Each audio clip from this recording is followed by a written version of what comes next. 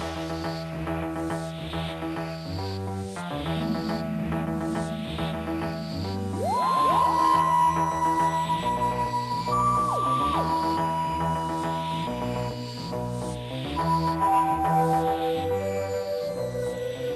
of course, many thanks to Del, and welcome to the show, which has been many months, if not years, in the planning, the Doctor Who special up until midnight tonight. And, of course, my special guest, Tom Baker. Good to see you. Hello. You're wearing the wrong scarf. I am, yes. It's a Rupert scarf, I think. I just discovered it was a Rupert scarf, yes. Do you still have the original yourself? No, the original is in a big museum. I think the Museum of Modern Art in New York. Really? Where I'm expected to join it at the end of my life. They're going to give me, apparently it's all arranged by the BBC, who are very thorough about these matters. They're not going to bury me, they're going to give me a coat of varnish. Fabulous. And stand me in the corner, yes. I look forward to it, really. I look forward to it too. I'll be the first in the queue to see you. Lots of people look forward to it. Well, Tom is our special guest for the next 60 minutes here on QVC. Everything. The Doctor Who fans are deeply affectionate. Sometimes I'm working now for the young men and women who watched me from behind sofas, and now they employ me in advertising or commentaries or reading books or something like that. I had a job not long ago when a girl said his name is Matthew at the reception. I was waiting for this, and I went into the room and there was no one there. And I said, "Hello, Matthew," because I'm used to empty rooms. "Hello, Matthew." "Hello." And suddenly Matthew appeared from behind a sofa. That was his joke, you know. He wanted to do that. All his life he wanted to come from behind a sofa. Now he's a producer. Fantastic. The merchandise is overwhelming, and I don't know if you go to the odd car boot sale every now and then. I know my mum does. Every now and then you'll find Star Wars memorabilia and occasionally Doctor Who memorabilia, which, by the way, is soaring so often in value. Now, I hope you don't mind me showing this particular page. Underpants. Sure. You're on them. Really? Yeah, take a look at this. There you are, and they're now worth approximately $45. Really? Would you believe it? Well, it's a kind of intimate little thing, yes. It's a nice touch, I suppose. I think I had some like that. Who would have thought? But what this book is all about, it's got thousands upon thousands of different items. Here, around £1,200. Now, it's the unofficial handbook because it hasn't had the official authorisation by the BBC, by the licensee of Doctor Who, but it's still very valid, what we find in this book, isn't it? Oh, much more valuable, because, you know, having nothing to do with the BBC, of course, it's actually competent and, you know, understandable. So, yes, that's very valuable, yeah. No comment. I'm still looking for other work, you see. Now, 781229 is your I232. Jellybabies. Was that your idea? Yes. Was it really? Yes, it was, yes. Because you're renowned for jellybabies, because when I used to cycle home from football practice on a Saturday afternoon to watch you between the football results, I think, wasn't it? I always remembered you for jellybabies, the scarf and the hat, and the sonic screwdriver, of course. Why jellybabies? Well, I mean, because it was a sweet that appeared to, you know, the kind of child in everybody, isn't it? A jelly baby. It was, I don't know, and then it took off. You know, it was only used once, and then it took off, and I think I used it once as a weapon. That's right. There was some row about. They wanted me to produce a knife. That's the BBC for you. You know, really sensitive. And I refused to produce this knife. I was on a planet somewhere, and I said, "I'm not going to use a knife." And so they said, "Well, Tom, what are you going to use?" And I said, "I'll use a jelly baby." And they said, "Well," I said, "Well, you know, if we're in a planet somewhere, they don't know the difference between a knife and a jelly baby." So I said, "You know, take me to your leader, or I'll kill him with this deadly jelly baby." Well, you know, the children responded in their thousands. You know, they were onto it real quick. And then, after a few months, the BBC got onto it.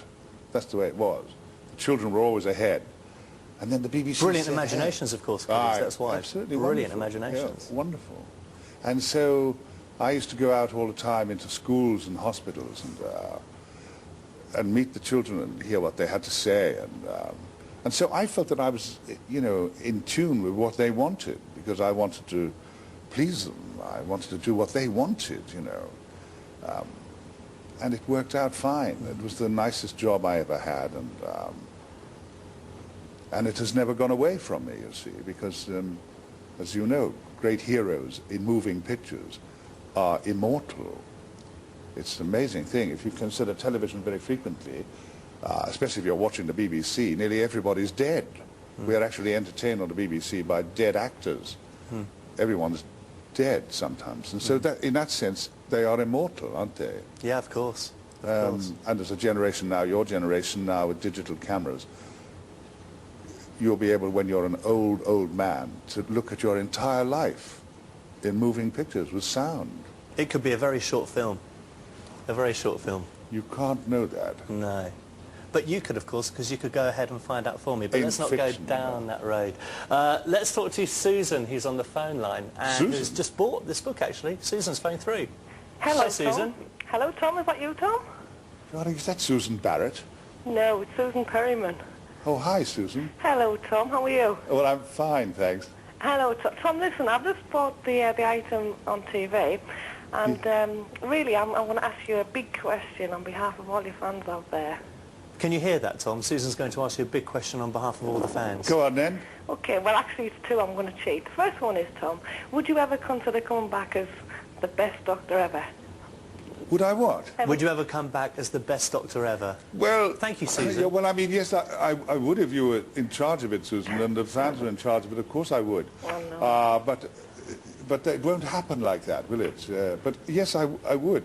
I think it would be very witty, because there's a film of Doctor Who coming up. I'm not begging the BBC for a job here, because I wouldn't beg the BBC for anything. Well, you'd starve if you tried to beg from the BBC. But it would be very interesting for me if they brought me back as the Master. Now, that would be interesting, wouldn't it? Beautiful twist. Well, I think so, because, you know, the Master and Doctor Who, or Holmes and Moriarty, or those people, they can, the hero is only the other side of the villain. Otherwise, he doesn't have an existence. Yes. But that would be an interesting thing to do. It would also allow the actor to do a double take, wouldn't it? Yes, yes, it would. It would allow me to do a double take. I like doing double take. Yeah. But yes, I would, Susan. Oh, well, that would be wonderful. Maybe one day. Okay, Tom, my other question is, if all the other surviving doctors have come back to do the new audio adventures, why haven't you done it? I don't know, really. What have the other doctors been up to? I've no idea. The new audio adventures? Well, oh yeah, I don't. Yes, I know. It's that they don't produce a script that I like, and they seem.